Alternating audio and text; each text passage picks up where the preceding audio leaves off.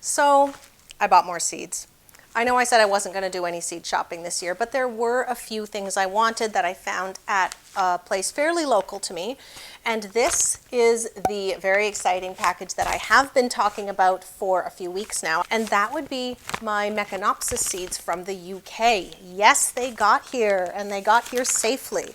So we will check those out in a second, but first the local ones that I bought. And when I say local, I say Prince Edward Island. I am in Nova Scotia, Eastern Canada.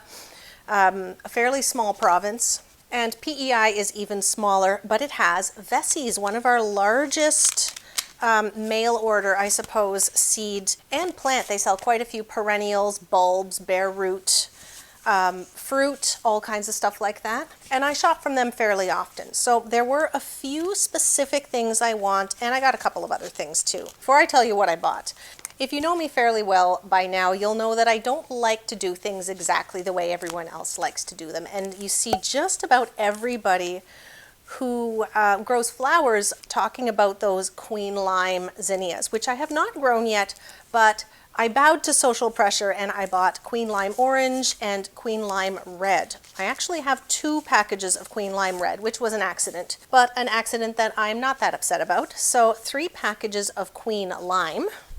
I also bought Zinderella Purple. I grew Zinderella Peach, I think, a couple of years ago, and I was really impressed with it, so I got the Zinderella Purple this time. I got an aster called Chrysantella Limoncello. That's a mouthful. I also have Linaria.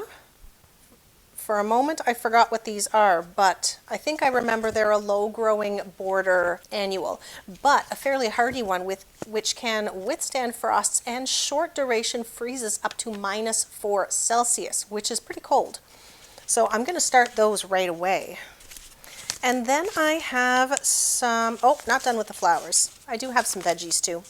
Ornamental grass broomcorn, which I think I'm going to grow these to dry, 6 to 8 feet. I didn't notice that when I bought it. I was just looking at the pictures. Produces a large spray of seed heads. Cut and dry for craft purposes. Comb out the seeds, tie together to form a straw broom. I don't think I'll be doing that.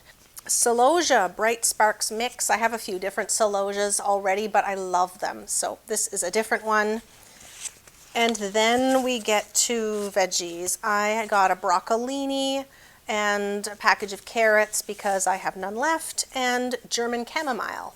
I love growing chamomile. I didn't grow any last year, but I do like to grow at least a few things to make herbal tea for the winter, and it's really nice looking too. So a little heavier on the flowers, of course. And now we get to the good one. So Mecanopsis is also known as blue Himalayan poppy, and it has a reputation of being very, very difficult to grow. But like anything, you just need to give it the conditions it wants. So I did a lot of reading, a lot of watching, and I found a lot of consistent information across all of these things. And that's the best bet if you're trying to find instructions on how to grow something specific, is to read and watch as much as you can and look for the consistencies. So with Mecanopsis, I don't believe it's going to flower in the first year. It is a perennial, and the best time to start it seems to be early fall because it's supposed to be able to be a decent sized plant going into winter and then overwinter and will flower in the second year. But I know it also has a much higher germination rate when the seeds are fresh. So I will be starting some now, and I'll do another sowing later on in the summer. So what these plants want in their growing environment is a consistently moist soil, cool, damp summers, and cold, not so wet winters. And that is going to be the hardest part. So slightly acidic soil, cool, damp conditions. We have both of those things, I'm pretty sure. We definitely have the slightly acidic soil, and we definitely have the hardiness zone, as long as that rings true to what I've read anyway. So what I have here is 3 packages of Mecanopsis Linghome, which is supposedly one of the easiest to grow. And I have 3 packages because I bought 2, and apparently that qualified me for a free one. I also have 3 packages of Mecanopsis Baileyii. Different variety, same beautiful true blue flowers, and 1 packet. Now, had I known it was buy two, get one free, I would have bought a second one of these two. But I bought one Mecanopsis grandis burgundy. And they sent me a free one. So this is just a poppy mix. So I haven't read on whether these are annual or perennial yet. No, it doesn't say, but I'll look them up.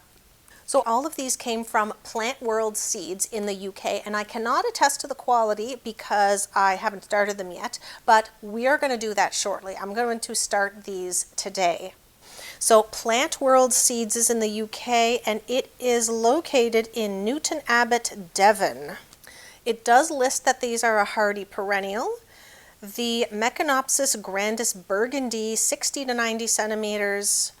Mecanopsis Baileyi, 90 centimeters, and Lingholm is 80 centimeters to 1 meter. So the blue ones are both fairly consistent in height, and the grandis burgundy is a little bit smaller.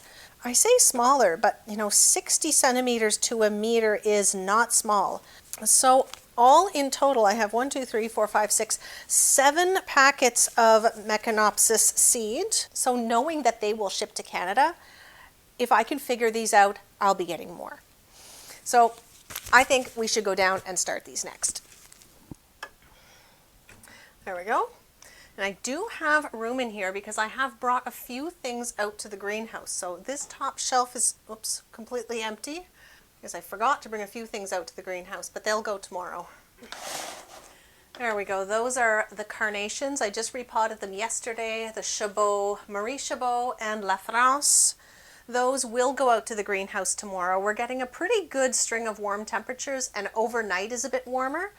So those will go out to the greenhouse. The few things still on the heat mat are peppers, which are just starting to germinate. I do have some germination in there, just barely. Those are going to need to go under lights probably tomorrow. And nothing from the asparagus yet as far as I can tell. Have seeds. We will need vermiculite. Just trying to decide what seed trays to use. I think that's going to be these. So I have these meat trays that I like to use, very thoroughly washed. I've been using them for seeds for a couple of years. And I have drilled holes in the bottom for drainage, which is important. And they are much deeper. They're about, not quite twice, but close to twice as deep as the other seed trays I have. And last year I tried soil blocks, and it started out well, but didn't really continue well. So I think developing a good, strong, unimpeded root system is really important for these. So I'm going to start them in these, sowing them very thinly and letting them get to a good size before I move them out into their own pots. I'm going to get some soil in these next. 1, 2, and 3. Okay. Next thing I want is some tags. This is just a Sharpie, but as it'll be a while before these guys go outside into the elements, I can always give them a better tag at that point. Lingholm, and I'm going to write the date that I sow these too. What is today? March 17th, which to a lot of you will be St. Patrick's Day. To me, it is my dad's birthday. Happy birthday to Dad. We have Mecanopsis Baileyi and Mecanopsis grandis burgundy. So I'm going to cover these with something for sure because they may take a little while to germinate. I've leveled out the soil fairly well. I've given it a little bit of a pat. And from what I've read / watched, these seeds should be able to push their way up through a good layer of vermiculite. So that's what I'm going to do. There's Baileyi. Okay. I don't know about the germination. In the event that this germinates really well, I don't want them really overcrowded. But I do have 3 seed packs. So I did read online about how many seeds come in a pack, but I forget. One of them said 20 plus, one of them said 25, and one of them said 10. So I think actually the one that only has 10 is the grandis burgundy, which I only have 1 of. But oh well. Just to make things easier, I think I'm just going to put a whole packet on here. This whole order, by the way, we have 7 packs of seeds that I suppose 5 packs that I paid for, plus 3 for free, plus shipping to Canada came to about $44 Canadian, which is not that bad. So I wasn't even really certain if these would get here safely, because you never know with customs. So I was prepared to lose that for the sake of this experiment. But they did get here safely. So I have, oh, they're all sticking to this. No, that's not what I want. I want to count them. 1, 2, 3, 22. So I'm going to take the time to spread these out fairly thinly. And I should have watered this a little bit before I did this. There is quite a bit of moisture in this soil already. It's fairly pre-moistened, but we'll likely need a little bit more. There, Mecanopsis Linghome 22 seeds. I could mist these. That's probably what I'll do. Next, we have Grandis Burgundy is this one. Where is that? That's this one. And this one I only have one of, but look at that color. Now, if you have grown these and you're anywhere in Atlantic Canada or a zone fairly similar, we're zone 6, 6A here, I think, recently upgraded from a zone 5. If you have anything to share about growing these, please comment down below. I'd love to hear about your experience. Oh yeah, there's only 8, 9, 10, 11. Oh boy, I've got one bonus. That was Grandis Burgundy, and now I have Bailey-I. Again, 3 packages of these, and I'm going to use one of them. That will give me 2 more chances for both the Bailey-I and the Linghome, which I think I'm going to spread out by a couple of months. Okay, there, and we're back. So my phone ran out of storage, so I had to go up and move some files over. But all that you missed was seeding the last one, which I think was Bailey-I, and there were 27 seeds in that pack. So what I did next is mist it with my teeny tiny little spray bottle here, and then I put some vermiculite over the top. And this is only, I don't know, maybe about 1/4 of an inch. I misted them a bit first, and then I topped it with vermiculite. There is a good amount of moisture in the soil already, and I think I'm going to water it just a little bit to settle the vermiculite. I wouldn't want to water directly on top of the seeds, because even with this it might dislodge those tiny seeds and move them around, and I put a lot of effort into spacing them so that if they did all germinate, that they would get a fairly good chance.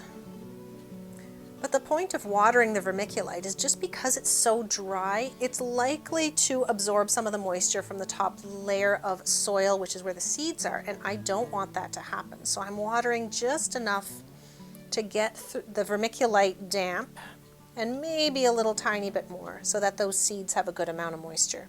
But it's important to remember that seeds don't have to be as wet as you think. They are really good at absorbing moisture and starting that germination process. And too much can really easily rot the seeds and lead to problems like algae and damping off. So there is absolutely no benefit in overwatering. There. That should be everything I need. So I think the last thing to cover is that these seeds need to germinate in fairly cool temperatures. So down here in this room, it's around 14 degrees Celsius. That should be enough. I'm going to put them on the bottom of my seed starting rack where there are no grow lights. It doesn't really need them. But I'm going to keep a really, really close eye on them. I'm going to put them together. So I don't think I need to put them in a 10 by 20 tray. I might try that. But a humidity dome from a 10 by 20 tray fits perfectly right over the top of 3 of these. So that is awfully convenient. And I laid down the tags just so that I could put the humidity dome over the top. And as soon as I have something to update you on, you will get an update from these. I'm going to be documenting every step of the way so that if it is a failure, I can go back and look and learn, see if I can figure out what I did wrong and try again next year. So from my dingy basement seed starting room, I'll say thank you so much for watching, and I'll see you all next time.